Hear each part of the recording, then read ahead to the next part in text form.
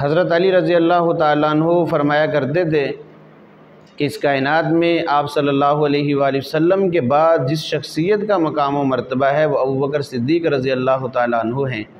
اور ان کے بعد روئے زمین پر جس کو میں سب سے افضل اور اعلیٰ سمجھتا ہوں وہ عمر بن خطاب رضی اللہ تعالیٰ عنہ ہیں۔ یعنی حضرت علی رضی اللہ تعالیٰ عنہ جو شیر خدا ہیں وہ بھی ان کی فضیلت کے قائل تھے، ان حضرات کے۔ اور اس حدیث کو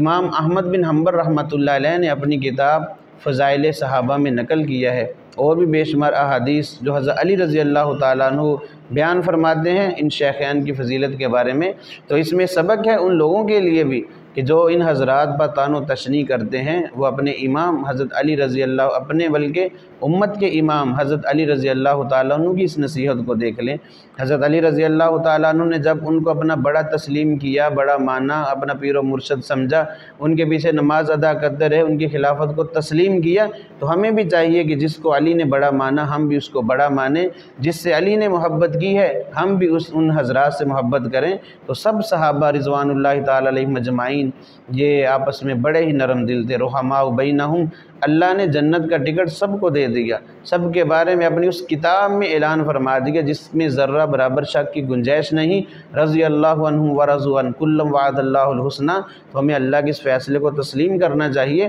تاریخ چاہے جو بھی کہے، لیکن تاریخ کے قرآن کے مقابلے میں